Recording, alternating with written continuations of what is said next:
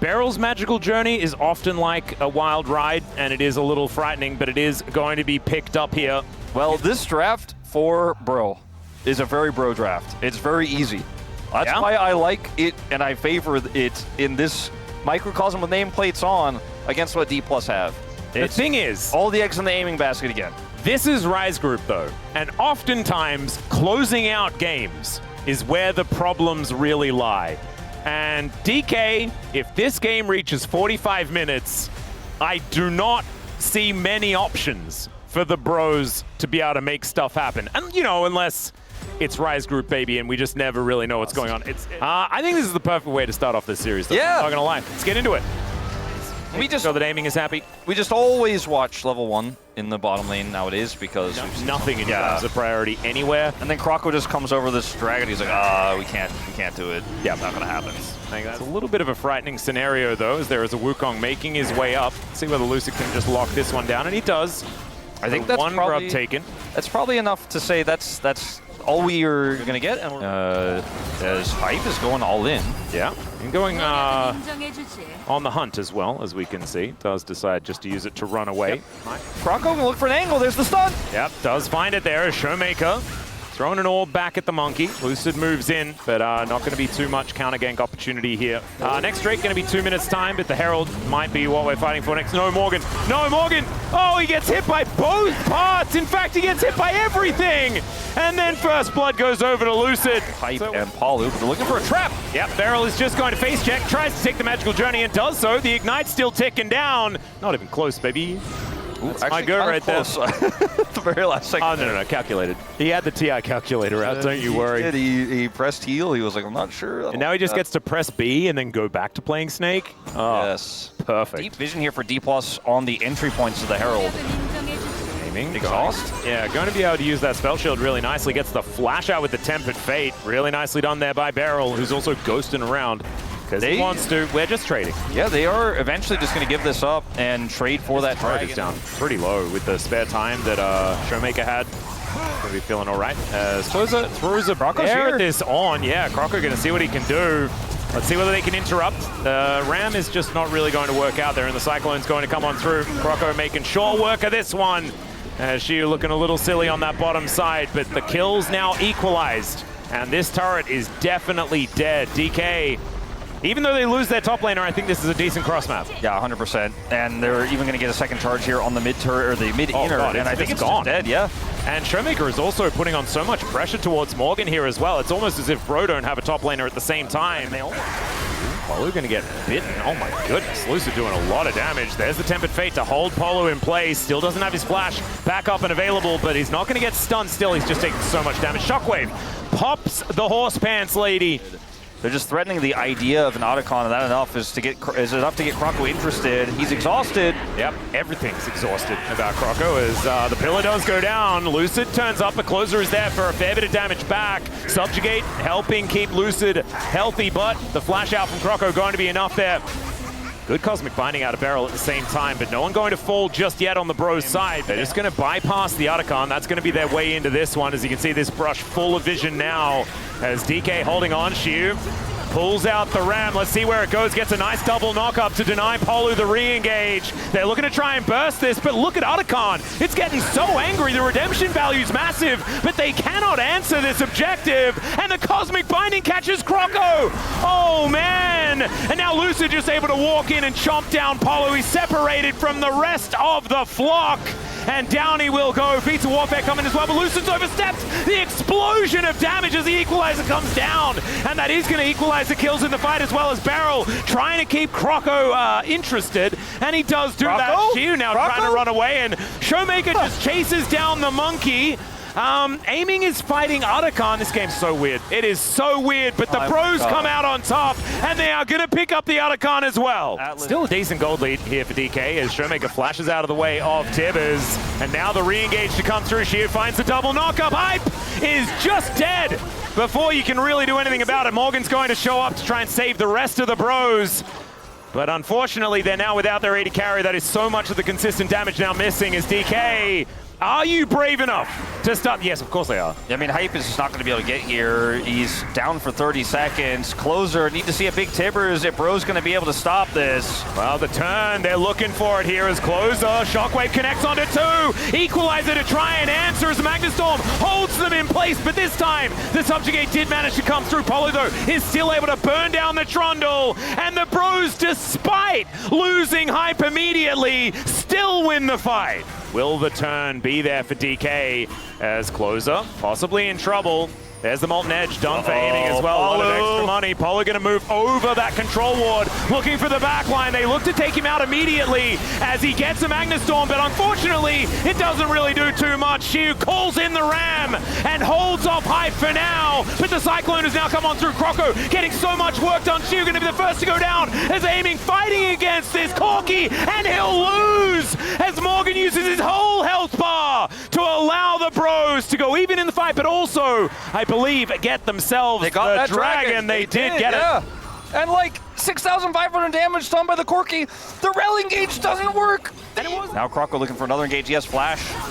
Yep, in goes Croco, finds the Cyclone onto Lucid and Beryl, but doesn't really find too much more. Shiu's going to be here to try and protect his jungler, who flashes over that wall. Knock-up comes through as now they're looking for that re-engage now that Cyclone is on cooldown, but the Ram not going to be coming around this time. The Bear says no. As aiming, what are we doing in the Baron Pit?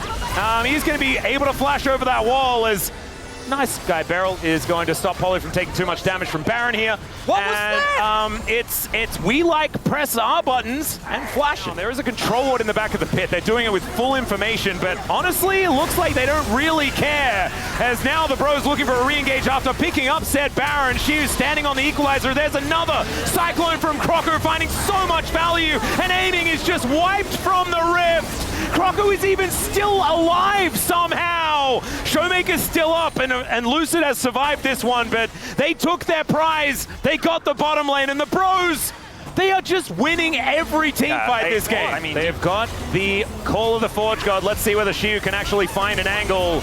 But there's the Magnustorm to stop them from doing anything. The Tempered Fate comes down, and the Ram is going to come on through as well. There's a nice double knock-up. Apollo is going to survive. Hype looks for Showmaker and almost just wipes him out with these rockets, and DK are just scattering. They don't have as much wave clear without him as they need. I mean, Showmaker can do a little bit here, but he doesn't have ult. Yeah, Morgan just gets underneath this turret. Morgan goes golden as well to keep him alive. The Cyclone is ripping through DK, and Shiu unable to stop the onslaught that is Hype's Corki, and the Bros will decimate the base of DK. And even though they got to the late game, the composition didn't work. The Bros just win every fight. They started to lose control. They were fighting into lack of vision. They didn't have Baron control right when Lucid walked in and died, where they were trying to contest. Like, it was desperation in those moments. But some of the earlier fights, you could see like around 25 minutes, that's where you're like, D+, you cannot mess this up. I mean, you had such a good position. You had such a good lead. And D. What about to Umpty? No, never. Umpty's perfect, as we know. And he was on the show, actually. Yeah, the last time the Bros were playing, he was actually a member of the Korean broadcast. It was great to see him. Nautilus is great defensively. If they try to dive you, you can survive. It's basically like, okay, we will lose the lane. Yeah, but you can't dive us easily. We'll probably trade one back. We can try and lose gracefully. These comps are weird, man. It does feel like two Rams smashing their heads into each other on top of a mountain somewhere. Yeah, it is a little bit like zero engage on the side. Like, I mean, yes, there is sort of like a Vi, and you can just try and go in and force something, but it's not like a Rel who's just going to start a fight off and things are crazy. With a Karma support, like, this goes against what Wood was asking for, right? Like, Beryl is not going to be able to dictate terms. See what happens as we jump onto the Rift here for game number 2. This melee engage, because it's only the Ambessa Vi, like you said, that's engaged. Like, Ari engage is situational at best. Like, it's time. Hype actually did manage to get Showmaker doesn't know. Yeah, Croco going to move over. Great charm to try and deny some of this extra damage as the flash does come through, but the Twisted Advance was already there. The sapling, it might just do it. There's the Arcane Smash, and the insta-flash means that Croco gets out. But a little bit disappointing that we didn't have Lucid turning on a dime. Nice little hook there from Polo as Hype going so aggressive. Beryl, double tap into death, and DK This is not what we wanted to see. You're teleporting straight back into the lane. I mean, he has a phage. He thinks he can fight this, I suppose, and he can. Yep, Croco is going to turn up as Beryl. No flash, no chance. And Croco hasn't even done anything yet. And already Beryl is almost dead. They decide it's killing aiming that they're looking for. The flash comes down, and the flash in response from Morgan. As Lucid just wants to get himself the hell out of here. There is no good answer here by DK at all. DK losing on both sides of the map. The Renekton engaged there. Where is... I mean, oh, Morgan is just fine here too. Like, I was gonna say, where is Lucid? The 1v2 you win because your jungler's up here when you TP back in. So this happens where Morgan just takes over the game on his signature Renekton. As they decide they want to get aiming here, which is a risky choice, but it pays off. Like, Lucid does finally show up here, so he's always just a little bit too late to the party. As a result, he's been just hard farming. Morgan throws down the ulti just to clear out the wave, and will successfully be able to do so, but still aiming, getting a fair bit of damage. Forward! The barrier is going to be there for aiming, but he has to flash to get out of the way of this angry, angry Crocodile, who now I think knows that he's dead, and will just look to clear out the wave. He will successfully do that, aiming. Be careful, you are not the one that's allowed to face check it. And still, he will be able to get the first kill back for DK. But on the other side, it's Xiu making a desperate attempt. Great hook is going to come through here as Xiu gets a big old shield. And Showmaker is turning up. Polu is going to get taken down. And the Ahri is able to dash her way to safety as well. Morgan will be able to TP to the top side, but it means his TP is going to be down. Dragon spawns in 1 minute here. Xiu still able to defend this turret for now. Yeah, he's trying to, but this turret is going to go down very, very soon. The charm comes through. It's going to connect onto Closer, and Xiu is so huge. There's that Ambassador God that we've been looking for as Hype gets the barrier, but Xiu, I mean, he gets a shield from every skill press. This is a much more broken champion than yours. Down he will go, and DK actually hit a kill lead in this game. Strike back in this game in a big way, and they're looking for even more here on the push, trying to grab a plate. Going back to this play here from Xiu, though, on the defense. The sidestep is good on the ultimate there from Showmaker. And then he just dashes through this. The ult there from the Maokai is really not doing anything. And the route onto Hype is massive, and he's just got dashes for days. Yep. Down here on the bottom side, Closer very low. Yeah, well, there's a cease and desist. I don't know about this one, as Closer is not dead. Does have to go back to his soul, but there was only a barrel there as Morgan had TP'd in. They could have played that so many different ways. Like, Closer's... Ultra Shot Barrage! Closer is gonna survive. Yeah, he didn't. Never mind. He didn't sidestep because he knew it wasn't enough damage. Yeah, a mountain, I feel, would be really rough, and a cloud would be the best. I think there's somebody going to give this one up. Yeah, that's just going to be a trade of Drake for Herald. Go is aiming. He wants to be here for the local gold. We'll be able to collect that one as Shelly gets a charge. And aiming is just going to drive her away. All right, can we actually do anything else? The answer is no. They could have gotten maybe a charge on the top turret where they have a lot of members up here. Closer going for the 1v1. Ulti onto Beryl, and Beryl is just dead, guys. I don't know what he was thinking. Showmaker does have to use his ulti as Lucid comes over, doesn't press R. Yeah, and Closer finds the ulti, but the flash out there from Showmaker does mean that it doesn't quite work out. See whether Lucid decides that he wants to start something here, as the anchor is just going to get a Vault Breaker. Teleport to come forward from Morgan, though, as he's making his way down. The Nature's Grasp does come in, as aiming does get cleansed, but... Closer gonna get caught there by the cease and desist as Xiu now deep in this backline finds the ulti to get himself right in amongst it, but I don't know whether that's where he wants to be, and he will go down. Meanwhile, the health bars are getting so low. Showmaker looks for Closer as he comes back, but then he's in melee range where the Yone and gets wiped out. DK, that was not the team fight we were looking for, as now Lucid running for the hills, and the bros just wanting to clean it up. They get themselves the soul point, and they'll let Beryl and Lucid live for now, because they're happy with the team fight win. Bro with the 3,000 gold lead, and this is just not a convincing showing again for D+ with this comp. Yep, just didn't quite work out. Just use the Unbound Soul button. Teleport to come in here as Showmaker. I don't know whether this is where he wants to be, but he's got the Spirit Rush. Will get knocked up as Beryl is at least able to soak the culling, but aiming was just in amongst 4 people. He didn't really want to be there, as there's the public execution. Xiu able to keep himself alive, but unfortunately Showmaker is just dead. And I think the Bro wallets are looking so good. They are okay, they are saving, and the bank of Bro is just winning, looking to grab themselves this Baron as well. No, he didn't. He double broed. Maybe a Nexus. Nature's Grasp does come down. Lucid looks for a little bit of an angle, but Closer's already snapped back. The Bros pushing up. They've got double siege minions. This tower is not long for the world, as Showmaker now having to use his ulti to get himself back to the fountain. So many tools down here for Bro, though. They should be careful about overextending. Ooh, nice angle. Yep, Hook is going to connect there as Polu dives forward. There's the ult out of Closer as well, and instantly Lucid and Aiming are on the floor. And it's just a blender for the Bros. Barrel's on the Karma, he's in the fountain, just watching as his Nexus gets wiped out. And the Bros with a swift 2-0 to make it a 5-gamer on the day. Lane. And then you don't even manage to do that, right? They lost in the 2v2. I don't know what the thinking was, really. Bro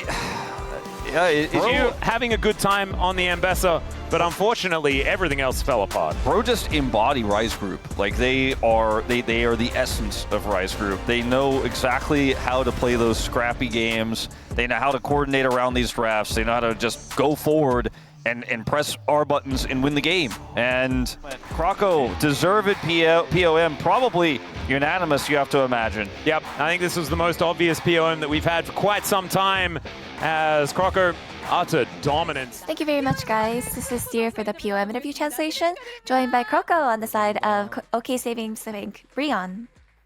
와, 오늘 승리 굉장히 또 값집니다. 승리 소감 먼저 들려주시죠. What a precious victory. How do you feel? You know, we lost our most recent match and really wanted to win today. And I think everyone really wanted to get our spirits up, so I think we actually all went to the spa, to the sauna, and I think that actually helped a lot.